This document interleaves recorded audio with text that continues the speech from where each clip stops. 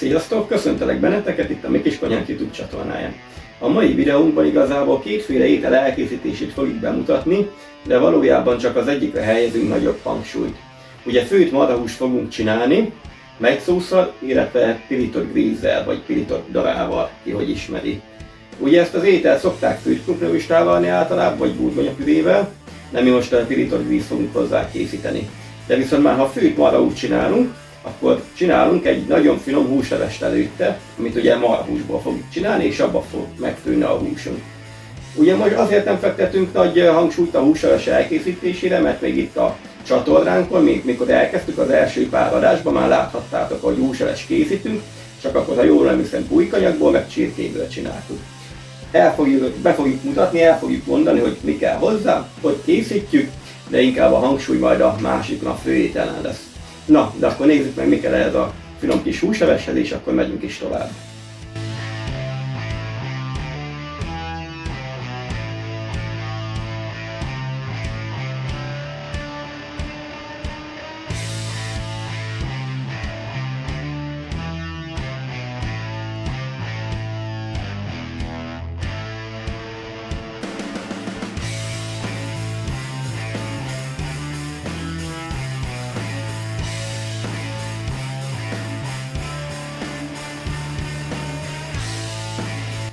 Miután megismertük a hozzávalókat, el is kezdhetjük a levest főzni. Ugye első lépésben annyit csinálunk, hogy az itt lévő hús meg csontot, ez körülbelül 1 kg hús, meg 1 kg húsos, illetve fehér csont, ezt felforraljuk annyi vízbe, amennyi leves szeretnénk kapni, ugye ez nálunk olyan 4-5 liternyi. Amíg ez felforr, ugye besózzuk, beborsozzuk, felforr, leszedjük majd a babját a végén, de addig van időnk meghámozni a zöldségeket. Ugye nem fogjuk nagyon apróra felvágni, sőt igazából nem is vágjuk fel nagyon, de meghámozzuk, előkészítjük, és akkor mutatjuk utána a további folyamatot.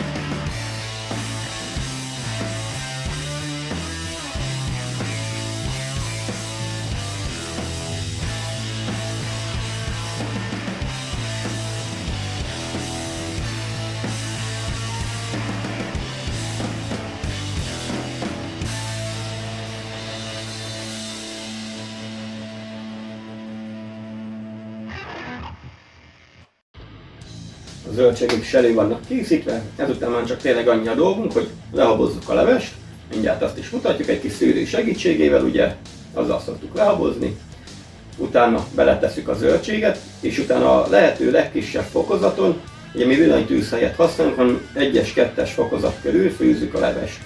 Ugye aki meg gáztűz helyett használ, az takaréklángon, de tényleg nagyon takarékon, és akkor a marhának azért kell egy jó 2,5-3 óra hossza. Na, akkor habozzuk a levest és tesszük bele a zöldségeket.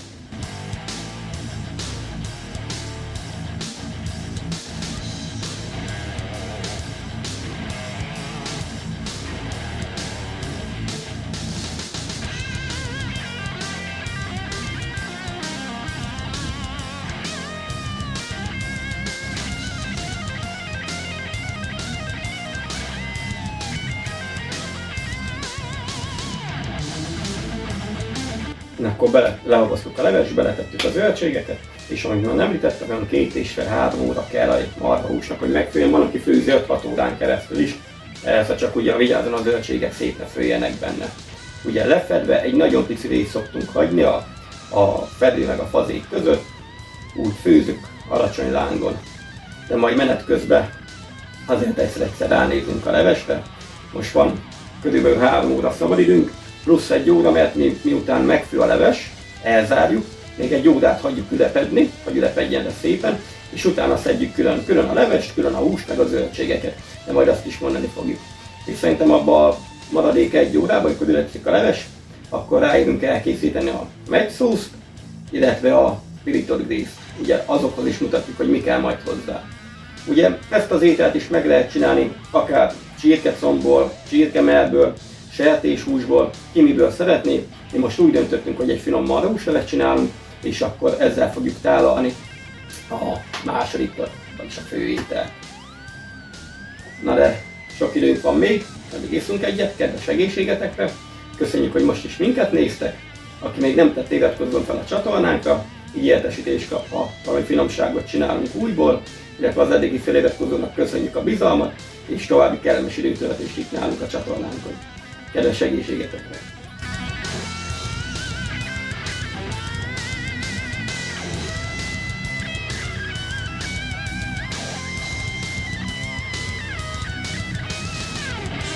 Ahogy látom, eltelt már egy 2,5 óra körülbelül, már nem sok kell a levesünknek. Most ugye annyit csinálunk, hogy kifőzzük hozzá a tésztát. Ugye a tésztát mindenki maga dönti el, hogy miért szeretne. Csigatészta, epellevél, cérna, stb. Ki melyiket szereti.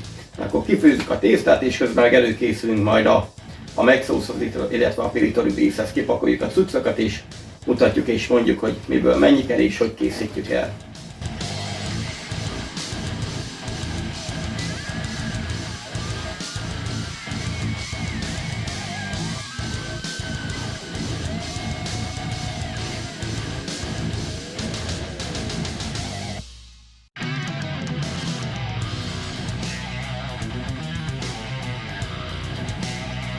Akkor a húsleves kész van, most már csak hagyjuk ülepedni egy óra hosszát körülbelül, majd utána szedjük ki a húst meg a zöldségeket, tésztát kifőztük hozzá, most akkor ebbe az 1 órában megcsináljuk a megszószt, a megváltást, illetve a piritori grízt. Kezdjük a piritori grízzel, vagyis most megmutatjuk egészben, hogy mit kell hozzá összességében, de miután megmutattuk a hozzávalókat, akkor a piritori grízzel fogjuk kezdeni, mert akkor jönnek a hozzávalók és utána folytatjuk.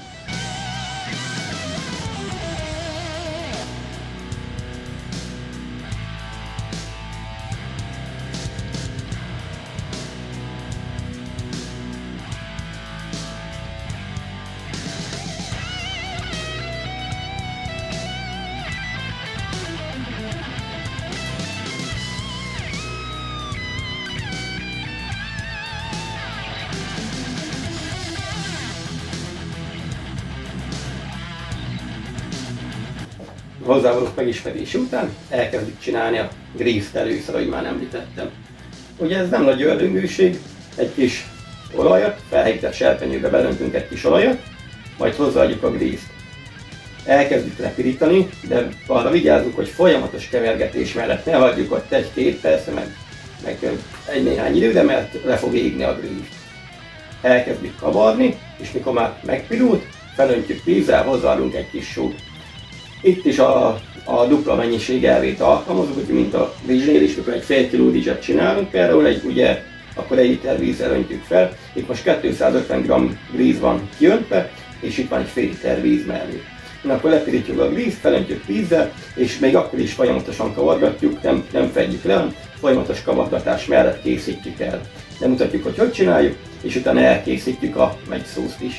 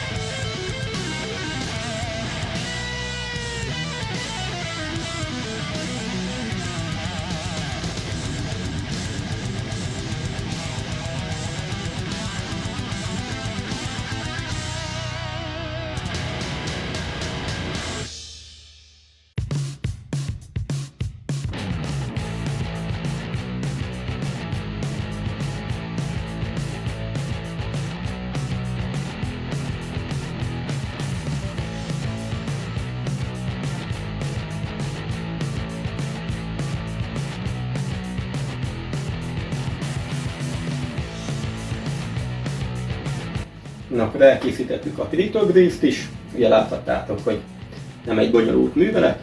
Most már csak a megszózta megymáltást fogjuk elkészíteni. Ugye a legjobb friss megyből elkészíteni, viszont mi itt most befőttet fogunk használni, aminek a levét hozzáadjuk, tehát így öntjük bele a fazékba. Friss megynél ugye annyi vízzel öntjük fel, beletettük a fazékba, hogy ellepje. Ezt is belöntjük, és egy nagyon pici vizet még adunk hozzá, mivel nem lisztet, hanem most pudingport, vaníliás pudingport fogunk használni, ami ugye jobban besűrűsíti egy kicsit. Fahéjból, mi most fahéjrudakat fogunk használni, de aki akar, tehet bele őrölt fahéjat. Teszünk bele szegfűszeget is, azt viszont ilyen kis tartóba, a rendes neve ugye teatojás, ebbe fogjuk tenni, hogy ne kelljen majd kivadászni a megysózból.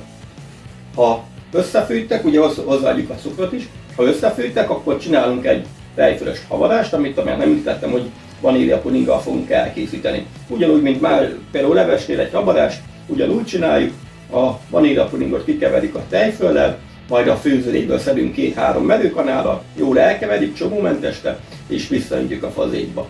Na de itt is mutatunk mindent, ahogy szoktunk.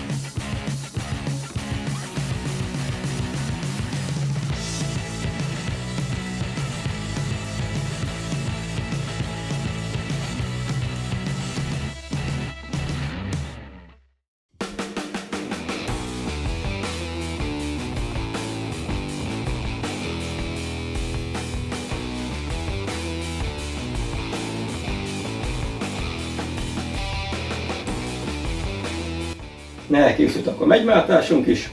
Most már tényleg csak annyi a dolgunk, hogy a levest ugye külön szedjük, külön fazékba a levet, egy kis külön tálba a zöldségeket, a húsokat, és akkor utána már csak tálalni kell.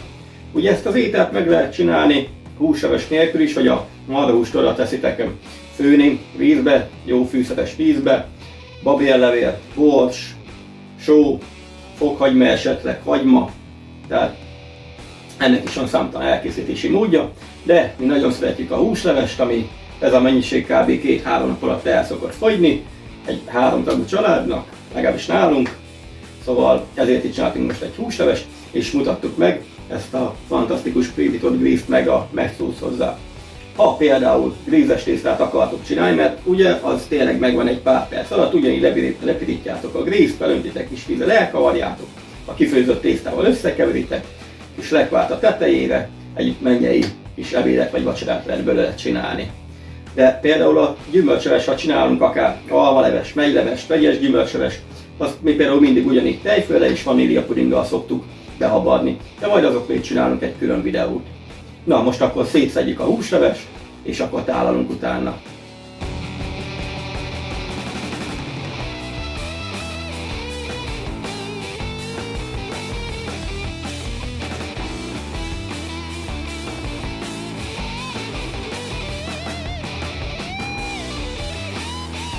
Elkészült az ételünk, mindenkinek egy nagyon jó étvágyat kívánunk hozzá. Ugye mi 40 fok, legalábbis én 40 fokban is szeretem a jó forró húsleves, egy kicsit csípőssel. Most, ahogy szedtem ki fel a húsokat, már szinte szakadt szét, annyira megfőtt a marhahús. És a megszószt finom édes főtt marhahús és a pirtott grízzel megint csak egy nagyon finom párosítás. Ha gondoljátok, próbáljátok ki ezt a receptet, akár csak a másodikat, vagy akár csak a levest, ki melyiket szeretné, ki hogy csinálja erről, tehát ugye nem kötelező ezt így csinálni, hogy én csinálom, mi így szeretjük és ezt mutatjuk meg nektek. Ha tetszett a videó, akkor egy megosztást megköszönünk, illetve egy feliratkozást és egy lájkot, illetve kövessetek be minket Facebookon és Instagramon is. Találkozunk legközelebb, akkor is hozunk nektek valami finomságot, de addig is minden jót és vigyázzatok magatokra. Sziasztok!